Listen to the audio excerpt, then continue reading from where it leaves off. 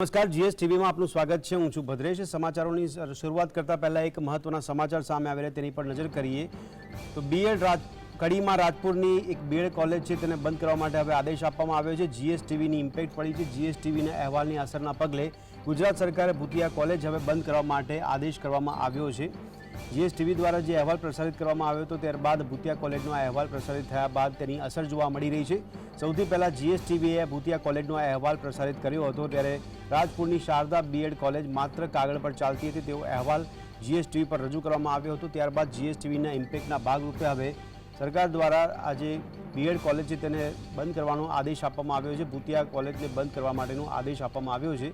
શિક્ષણ વિભાગ અચાનક હરકતમાં આવ્યું છે। જીએસ ટીવીના અહેવાલની અસરના ભાગરૂપે શિક્ષણ વિભાગ દ્વારા હરકતમાં આવીને નિર્ણય લેવામાં આવ્યો છે અને સરકારે કમિટીની નિમણૂક કરી હતી જીએસ ટીવીના અહેવાલની અસરના બાદ।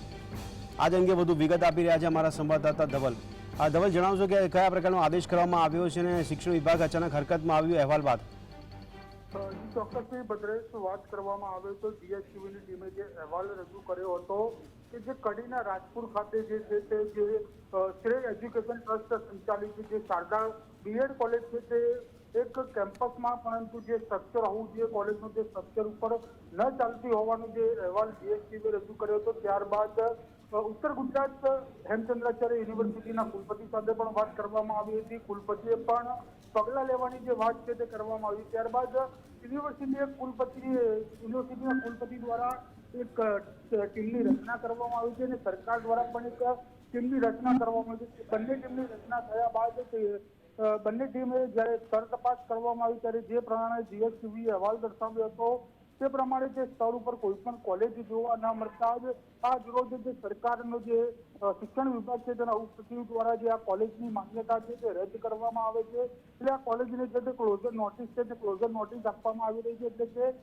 જીએસટીએ જે અહેવાલ મંગળવારના રોજ બતાવ્યો હતો તે અહેવાલની ધારદાર અસર પડી કહી શકાય। અને બીજી પણ એવી બાંહેધરી આપવામાં આવી છે કે આવી જેટલી પણ ભૂતિયા કોલેજો હેમચંદ્રાચાર્ય યુનિવર્સિટીને સગલે ચાલતી હશે તે તમામ કોલેજો ઉપર પગલાં લેવામાં આવશે અને આવનારા દિવસોની અંદર તેવી કોલેજો પણ બંધ કરવામાં આવશે। પણ ધવલ, આજે આપે કીધું કે આ પ્રકારની કોઈ કોલેજો ચાલતી હશે તો પગલાં લેવામાં આવશે, પણ એની તપાસ કરવા માટે કોઈ તૈયારી દર્શાવવામાં આવી છે કે કેમ?